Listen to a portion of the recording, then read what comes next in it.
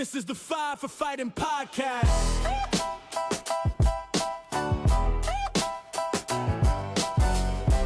This is the Five for Fighting podcast. Fantasy hockey, breaking down the line. Hello, everybody, and welcome back to the Five for Fighting podcast, Olympic mini-series, episode 2. Canada with a big win over the Swiss today, 5-1. And we missed him last time, but he's here with us tonight. We got Mr. Billard, and I know he's very excited to get in and talk about his best buddy, Suzuki. So the floor is all yours, buddy. Yeah, man. Sorry, missed you last night, boys. You know, the tough one, but yeah, watching the Canada game today was sweet. 5-1. Suzuki, what are you gonna say? He's holding his own out there. He's a little out of place on the wing. Made the little swap there, put that first line together to maybe the best line Canada's ever seen line. And can't argue with John Cooper, can you? McDavid, McKinnon, Celebrini. I think that's the best line, not just team, any hockey. Man, it's fun to watch. And then you throw Crosby on the power play with it just for a kicker. And it's Crazy. it's unreal. Cale Makar on the back end. Yeah, right. I didn't even say Makar just cause but yeah.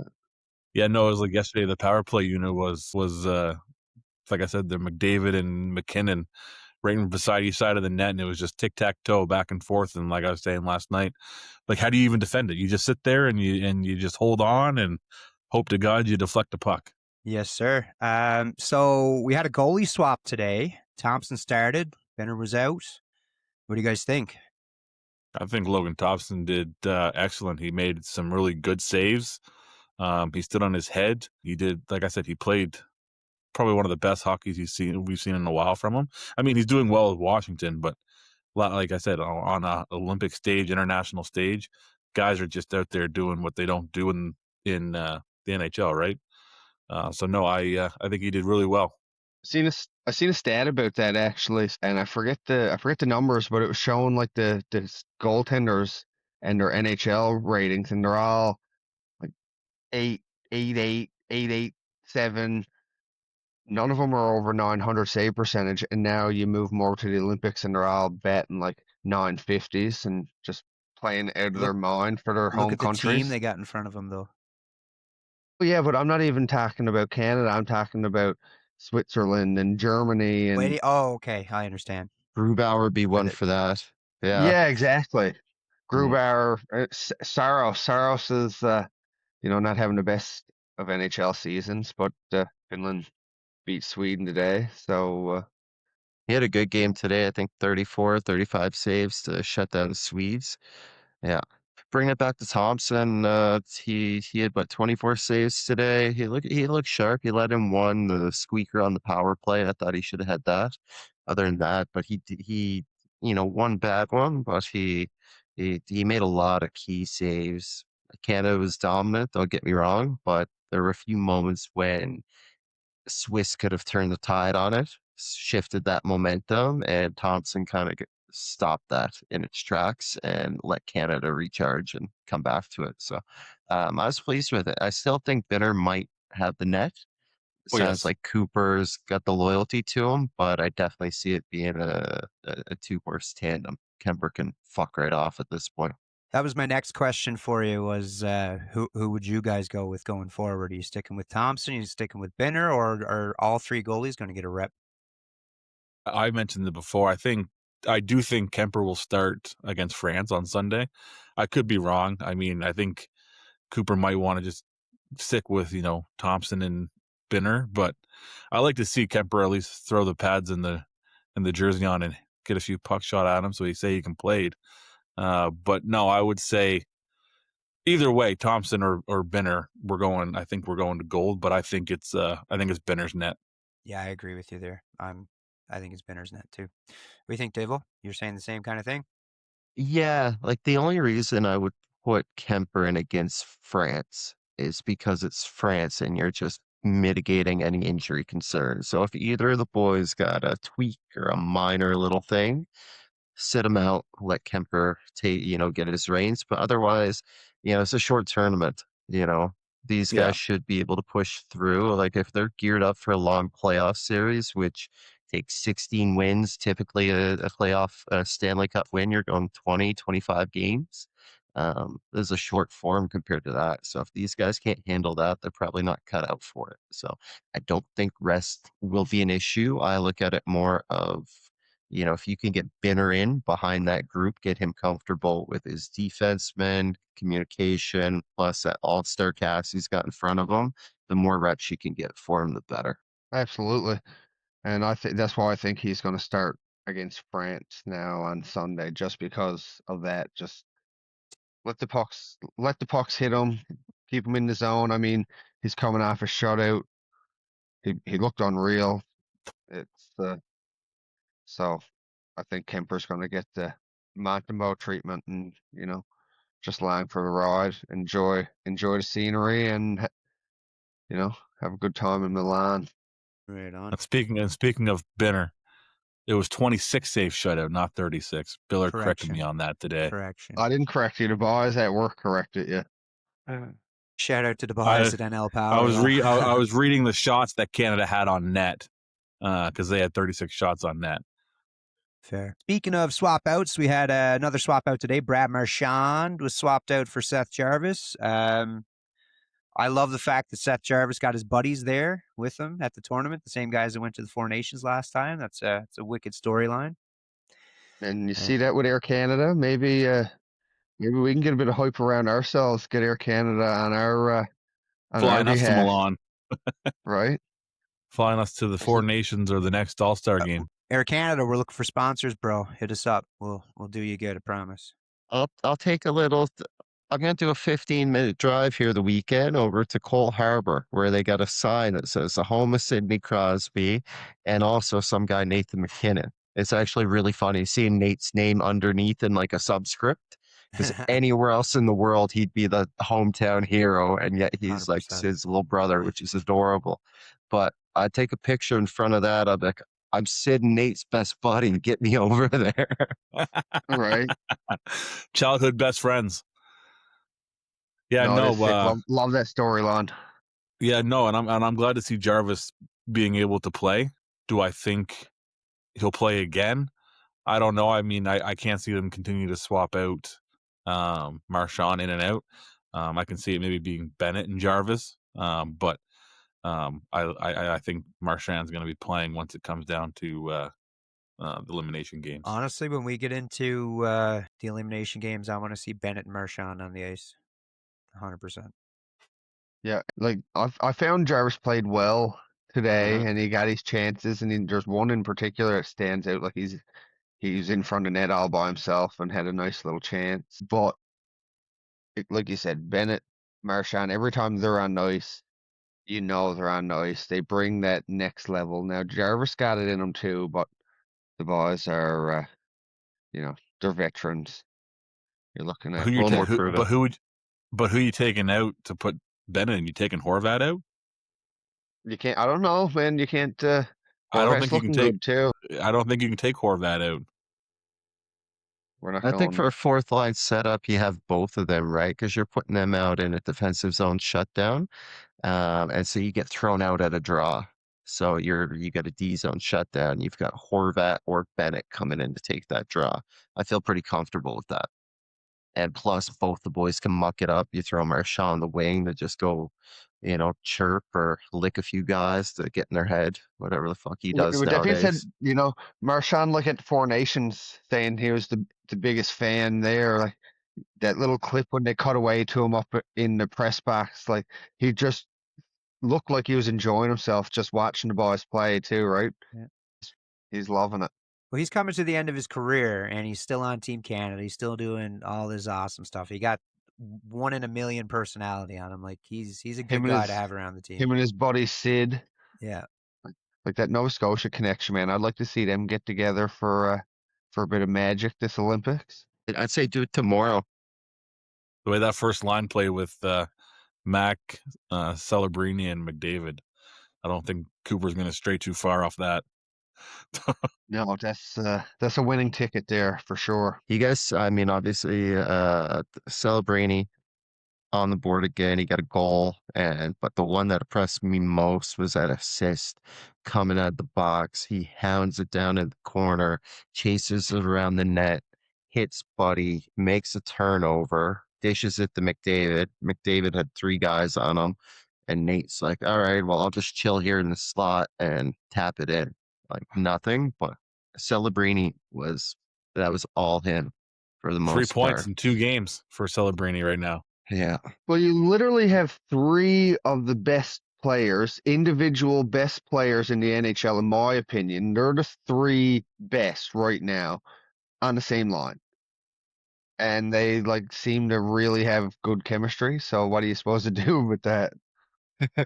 Like Yeah, and it's good. McDavid just going around just dropping bodies every chance he gets to, like seeing He better another side take of that him. energy over to the Oilers when he gets back. Yeah, other fans are seeing a Fuck. different side of him. They're going to expect some stuff from him when he comes back on that end of it. Yeah. I want to Like see bodies admittedly, fall. we don't get to see, like we were saying earlier, we don't get to see a lot of games from the West over here on the East Coast because it's on so late. So I don't see McDavid as much as you guys, but watching him here this Olympics, man, it's fun to watch. I'm glad to have him on my team. Whose goal was it? I think it was Harley's. I can't remember which order it got scored in, but Yeah. just a nothing play down off the wall. And McDavid, like he's hard in on the forecheck, and out of nowhere he pulled up and he gained like 15 feet of space where he's now just at top of the circle, draws in 3 bodies, and then boom, over to Harley, who's wide open and finishes it. And I mean, we all had this discussion about Harley before when they made the roster names, right? His season so far in Dallas is nowhere near what it was last year. But it comes back to what we were saying with, as soon as you hit that international stage, things are different, right? 3 points in two games. And on that note, I just want to interject there for a second. We had a conversation a couple episodes ago. We were talking about, or maybe it was our last episode, we were talking about what would be more important, a Stanley Cup win or an Olympic Yes. win. And I thought more about that question the more after we were talking about it, and I wanted to talk about it again for a minute. The Olympics only comes once every 4 years. You're playing Exactly. for your country. You're not making any money. You're not playing for like a company. You're playing for your country. And the thought that stood out to me was you asked who won the Stanley Cup 10 years ago, 15 years ago, off the top of your head. Can you tell me? Penguins. Yeah. 10 But years ago? the majority of people can't, right? And Yes. you guys are different. We fucking listen to hockey shit. We've got a goddamn podcast. We're talking about hockey all the fucking time. So we're in a different category. However, what's one thing The everyday human. Exactly. But the everyday human remembers the golden goal. Exactly. The everyday human remembers that one. And all of Canada remembers that goal and talks about that goal and carries it with them. And Crosby carries it with them. I'm leaning more towards that the Olympic gold medal is more important than a Stanley Cup. And that's why I asked the question. You have guys like McDavid that have mentioned it. And I mentioned it today as well with you guys. McDavid's waited 10 plus years for this moment. 100%. Right? McKinnon's waited for this moment. I think the only 2 guys that played on the team back in 2010 and 2014 was Crosby and Doughty. Right? So everyone on this team for the better part of 10 years has waited their entire life for this moment. And I mean, McDavid's sniffed the cup back-to-back years. And I mean, McDavid will be on the next Team Canada. He'll most likely be the captain of the team. But, I think winning a gold medal with your country's crest on your chest, that'll mean more to someone than a Stanley Cup at the end of the day. So give you some context on that. I've heard a few people report on it and a few guys I reached out to verify it. When they were doing the new CBA, one of the things that the players pushed for, and which is why when guys are a bit hurt, like Willie, the GMs are shutting them down, is that the players negotiated that they wanted status in the Olympics and they lost out on some of their other bargaining power, whether it was reduction in years of contract or other little facets that the GMs and owners wanted. So the players sacrificed on that side in order to ensure that they could go to the Olympics. So it's been rumored that GMs and owners, as much as they might want to shut guys down, they're pretty much like, stuck with their dick in their hand. It's like, you negotiated this. This is what the players fought for, and that's how much it means to them. So, yeah, I'm kind of with you, Ryan. The more I thought about it, I think the Olympic gold means more because it comes around so little. It's been so long since these players have had this opportunity. They've been dreaming of it. I think it just means more to them. It's the rarity and that prestige that you get held in by accomplishing beating the best on best. Like, you might go to the 100%. cup final and it's phenomenal teams. Don't get me wrong. I'm not knocking them, but you look at this Canada team and what we're hoping for is a US team that meets in the final. Look at that compared to the two cup finalists last year. Both these teams will demolish them. So you're getting the best 100%. of the best quality hockey. And I think for that reason, when you look at McDavid, he goes, I want that gold. It's because he can hold that up and say, I went up against the top competition I had, and we came victorious. 100%. 100%. And you look at it, and so what? So we have Olympics in 2030, right? There's the next Winter Olympics, and then 2034. So 8 years, right? That's probably going to be McDavid and McKinnon. Like, they only got 2 more Olympics after this left, probably, right? Crosby, this is him and Doughty, most likely their last Olympic. 100% their last I mean, Crosby for me would probably have an open invitation as long as he's skating and shooting a puck. I imagine they're going to be calling him saying, hey, you want to come be on this team? We'll throw you on the 4th line, and he'll still be. Crosby retires, I can almost guarantee you he's going to work his way into some kind of Team Canada coaching position. Oh, or something. 100%. Yeah. 100%. The GM. He'll be working in hockey for the rest of his life, is my guess, but to be told. He'll take Dubas's job. I thought they were going to make him CEO of Tim Hortons. Fair. The boys brought their Tims with them. Yeah.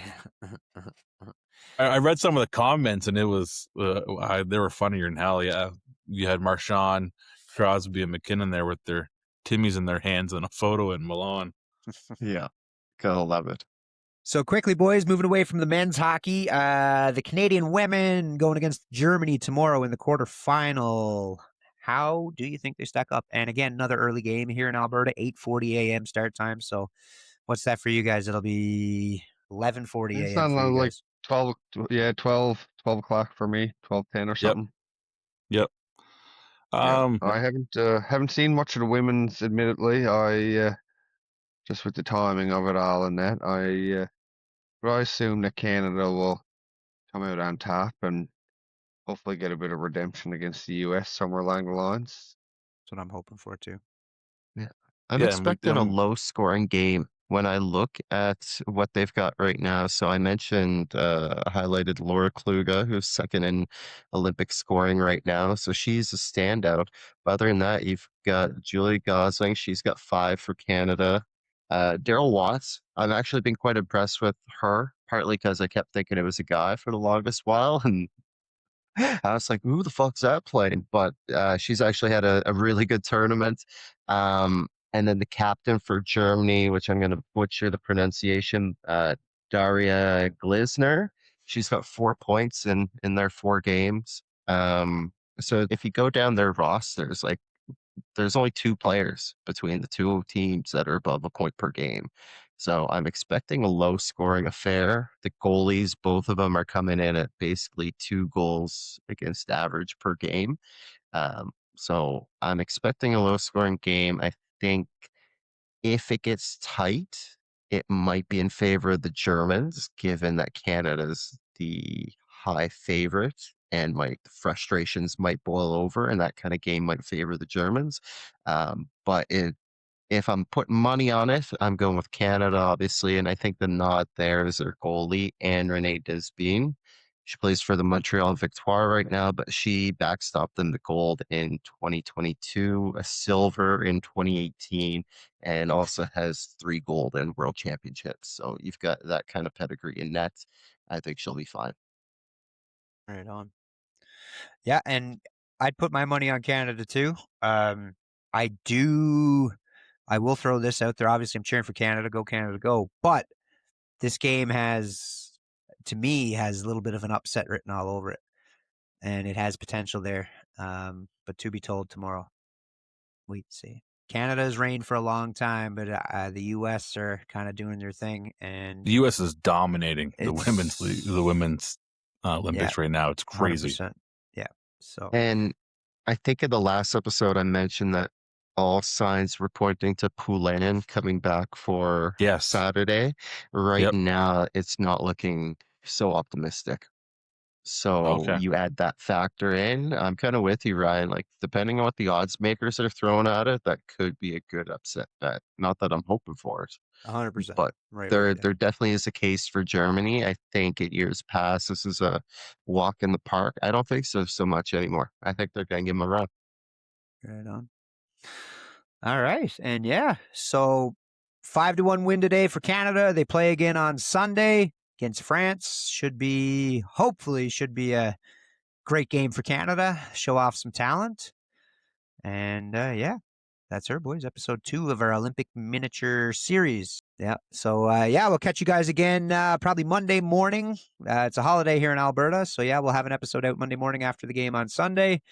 And we'll catch you guys next time. Thanks for stopping by. Be sure to hit all the buttons like subscribe. Follow us on whatever it is, whatever thing you use. We're on there, I'm sure. Take care, everybody. Peace. Have a good one, boys. See you Good guys. night, fellas. This is the 5 for Fighting podcast.